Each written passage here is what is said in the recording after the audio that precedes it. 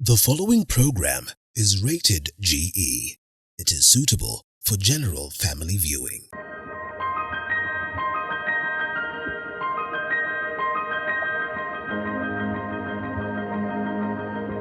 Well, it is Cerebral Palsy Awareness Month, a month that is normally dedicated to creating awareness campaigns that are majorly about supporting persons with CP. And so today we'll definitely focus so much so on speaking to a caregiver so that she can tell us her experience in relation to handling, her child who she's been handling for about 21 years. Indeed, a story, of resilience, and that's what we'll be looking at. But even before then, I think it's also fair that we get to hear from a medic. Let them walk us through the journey of just what cerebral palsy is and of importance, how to manage it. So karibu sana. My name is Linda Alela. It's always good doing this on Beyond the Limit. And as we get to learn, please engage us, let us know what it is that you make of the broadcast, and of course we'll certainly be looking at some of this that you tell us, even if it's not today, then of course the next episode or the next episode. So karibu sana, and we are delighted to have the presence of occupational therapist, that is Michael Mwangi. Daktari, thank you so much. Tuko hapa kusikia mawili matatu about cerebral palsy. I mean, from the point of just getting to understand what CP is, but beyond that, we'll perhaps just have that moment with a caregiver so that she can as well share her experience. But before then, what is cerebral palsy? Thank you, Linda. Cerebral palsy is a condition actually which affects children's developmental milestones. When we talk about developmental milestones, we are talking about starting with the head control. When a child is born, is supposed to have the first 2 months, you have a head control. We go to rolling over, go to sitting, standing, and walking. So actually it affects all those areas. So when a child is born with cerebral palsy, then we expect those things not to follow each other as they are supposed to be. And then this thing is caused by several factors, and it is in 3 phases. The first phase is before birth. That is prenatal. We call it prenatal in our terms. Prenatal is that period of where the mother is pregnant. Yeah. There are several causes which can make a child be born with cerebral palsy. Some of this, drug and substance abuse, say like taking alcohol, all those drugs. Then this poor nutrition and lack of other issues related to the normal development of pregnancy. Then we have the second phase, that is during birth. We call it perinatal, during delivery. When a mother is having prolonged delivery, there's a possibility of that child lacking sufficient blood supply in the brain. When this lack of blood supply, which contains oxygen, in females, that will causes brain cells damage. What do we see after that? We don't see the brain damage because the brain is inside that skull. Yeah. We see the manifestations. These manifestations is what you are referring to as delayed developmental milestones. Then we have the third phase. This one comes after delivery. The first 2 years of birth, after 2 years. Then we have things like infections, like meningitis. You see, then you can have neonatal jaundice. Neonatal jaundice, in the layman's language, that yellowness in the eyes. In the eyes, yeah. Yeah, that one affects the brain also. So those are some of the factors actually which causes cerebral palsy, and it encompasses about 70% of all these conditions. Then you have a certain percentage, about 30% of unknown causes. So that you go back deep for history. There's nothing which is indicating the causes, but the conditions is still there. Right. You can see it, yeah. Pretty much rampant of these cases today. Would we say it's because of negligence or what? I would not call it negligence. I would call it probably lack of awareness, because if a mother is not aware that she's supposed to take care of her pregnancy first, and then when she's just about to deliver, she should be attending a healthcare facility, so that you don't go to that phase of having a prolonged labor. So we can avoid those things. And deliver in a hospital, okay, in a facility that you can be assisted by those people, qualified professionals. So we can avoid all those things. It can be avoided. But then after that, there are some areas that you cannot even be able to avoid when there's infection. Those are areas we have brain damage, and you cannot be able to avoid those things. Most of the caregivers I've spoken to have attributed this to perhaps, the doctor was not keen, the doctor maybe was not, a professional, a bit of carelessness and all that. Are there some repercussions that, you know, would come with that? That is for a medic, in the event that maybe they were not careful at the point of, you know, helping this lady to give birth, and now the child then gets cerebral palsy? Yeah, I wouldn't say that I can dwell so much on that, Yeah. but I, of course, we have heard the stories that say this tell us that the midwife was not there. Okay, they call them the doctor was not there. Probably in the public facilities, sometimes our midwives are overwhelmed by numbers. Say, for example, you have one midwife attending to about 4 or 5 patients at the same time, and then the labor pains start at the same time. You see, sometimes we may have that kind of thing, but I would not say specifically it's because of the negligence, but because the people assume they are supposed to be attended effectively. Anyway, they are supposed to have somebody attending to them from the time of entry to the hospital until they deliver. Well, fair enough. So, Dr. here we are, and we're talking about something that delays a child's milestone and perhaps renders them, you know, at that level where you would consider them to be persons, you know, who were not, I don't want to say persons with disability, but basically something of that nature. Is there an element of treatment to this, or then it's a condition, you stay with it for the rest of time, and the whole idea is to learn how to manage it? Let me use your last words. Yes. Learning how to manage this and how to live with it. Because, okay, there are areas that we can improve. Starting from the word go, we can achieve the head control if the child is identified early enough. There are measures we can be taken. We can achieve some of things. But by the end of the day, there are those residual disability. Let me use that word. Residual disability, which you might always see with a child with cerebral palsy. This don't come back to the normal situation where you see that this person has never had anything, but it also depends with the severity of the condition. Yes. If say for example, when the child lacks that oxygen during birth, and the birth, we call it birth asphyxia. If that birth asphyxia is so severe, the condition becomes even more severe. There are those which are mild. Some of them actually will disappear, and you'll not even notice that this child had CP. From the go. But there are those which are very severe and they live with those conditions. But then we have to also keep on rehabilitation services, even when they are growing up, even when they are grown-ups. You have to continue with rehabilitation services. And this one includes occupational therapy, includes orthopedic technology. If there is an appliance to be used, then we have the physiotherapist for exercises. We have all those combination of those rehabilitation officers to take that child or that person through life. Yeah, because sometimes it's a process. You see, rehabilitation is a process. It's not an event. I think people should understand this, that rehabilitation is not an event. It's not an event. It's not an event. It's a process. That will involve now the caregivers. It involves the caregiver, the community, and the doctors. We refer to them as doctors. So, Dr. what are some of the difficulties of handling these children? And when I say children, I think we were talking with my producer and I was asking her, why is it that we always talk about children with cerebral palsy? What happens to them? Do they grow up to being grown-ups, or just what happens, even though we appreciate that the lady that we speak to, you know, has a 21-year-old child? Basically, we talk about children because actually we start with them from the word go. Children. But of course, with time, chronological age will catch up with them. They become adults. But unfortunately, not all of them will go to that level.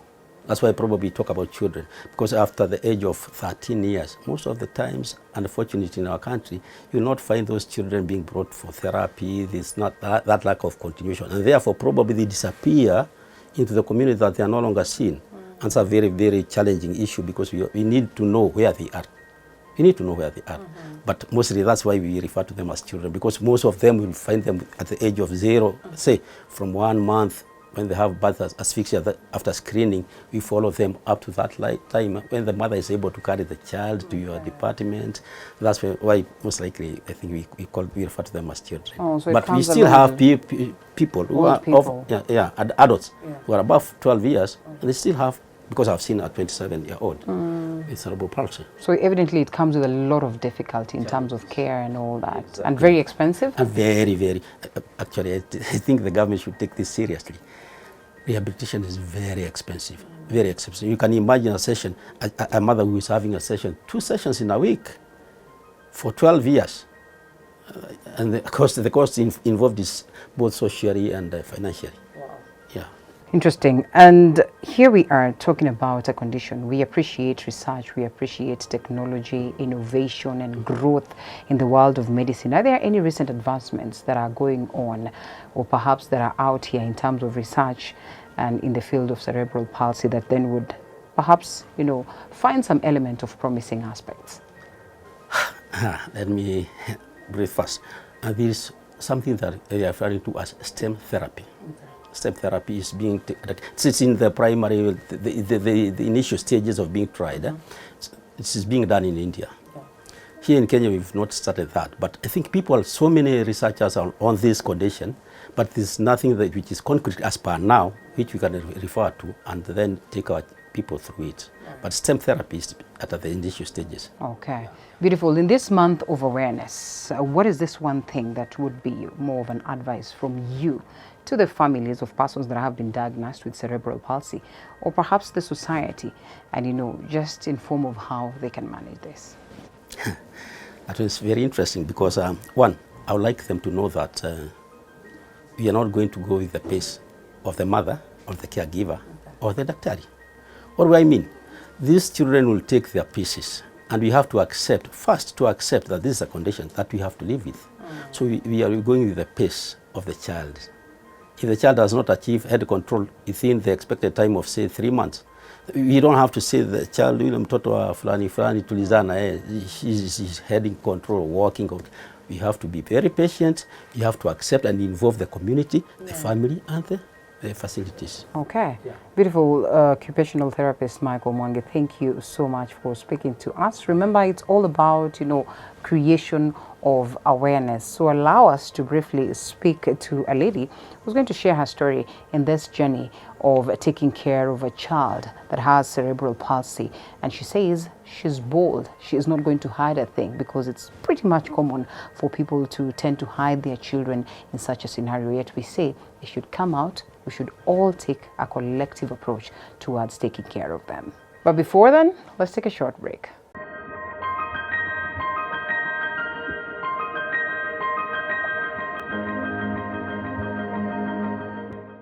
When they say mama ni mama, you sometimes might not just understand that.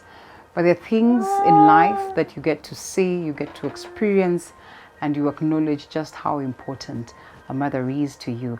And so, even as we celebrate this month about cerebral palsy, it's also good that we speak to some people who have had first-hand experience with this condition. Allow me to call her Mama Jane. Yes, for the purpose of this show, we will speak to Mama Jane. She tells us her story of taking care of Jane, who is as well with us here, all the way to this level, 21 years. It is not a joke. Habari. Salama sana. Thank you so much for inviting us here. And as well, tunasemanga, it's always good to have people who are willing to share their stories. Most of the people who have children with certain conditions will opt to just keep them away from the public and all that. That's right. But it's people who come out to speak and tell us their story, those ones we consider heroes, those ones we consider, blessings to the community.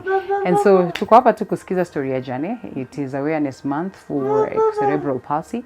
You have experienced this firsthand. 21 years. Yes. My name is Deborah, or as they call me, Mama Janet, Pastor Deborah, and I thank God. Right. The journey has really been long. It's never easy. I bore Janet in 2002, December 23rd. This girl is already 21 years. It has never been easy. Tumekuwa na changamoto, tumekuwa na mambo mengi, lakini Mungu amekuwa mwaminifu. At times you wake up in the morning and ask God, why me? Why me? But at the end of the day, I am Mama Janet. Janet is the first one. Yes. You have another child? Yes. How many? One boy in Form 4 in Mukabois. Nice. Jotham Mugo. Yeah, and I thank God. Right. Yeah. So ukaamuka hivi ukaambiwa ya kwamba Janet has cerebral palsy. This is something you had known about ama ilikuwa for the first time unaisikia? What was your reaction? Reaction of Baba Janet and all the way up to this point? Nilizaa Janet hospitali inaitwa St. Mary's Mission Hospital. It was a prolonged labor. I didn't know. It took 2 weeks in the hospital and we were out of the hospital. The doctors never told me what was to happen. Right. But when I came at home, I realized something was amiss. And as a first mother, you're clueless. Yeah, you just don't understand. It was painful. We took about 3 months and the child was not smiling. The neck was not just right. So I said I should go back to the hospital. When I went back to the hospital, I could hear the doctor saying, hizi ni dalili za cerebral palsy. Na sikujua chochote. Then I told the doctor, I really don't understand. And I told them I need a referral to go to Kenyatta. And they just did it right away. Nilisoma karatasi nikaona wameandika she has signs of cerebral palsy. Na nikapeleka mtoto Kenyatta private wing. I met a doctor by the name Professor Wafula. Tukakaa kwa room yake. Akanipanguza machozi. Akaniambia maybe Janet can walk or fail to walk. Maybe Janet can achieve this or not. Sasa nikatoka pale nikijua kweli Janet anaweza tembea ama akose. Nikaanza clinic ya occupational therapy Kenyatta. Sasa the journey was like, there are times I could go to the clinic. Here is Janet, here is therapy. Mtoto analia, ninalia na yeye. So the occupational therapist would ask me, mama, shida iko wapi? Na waambia hakuna. Mzee anakusumbua? Hapana. I could just cry because of what my daughter was going through. The journey has been long, I tell you. I heard there's a school in Parklands. So I took Janet there now. Wacheni niwaambie, ni kuanza kubeba mtoto na matatu. Unambeba kwa mgongo, unaingia kwa matatu, unaenda shule, lakini hakuna siku nilichoka. Tukaendelea na shule. There are times we would go to school, other times we would miss school because of bus fare. Ikafika mahali akafika 12 years. Janet si wa kubeba kwa mgongo. Ikakuwa sasa ni taxi.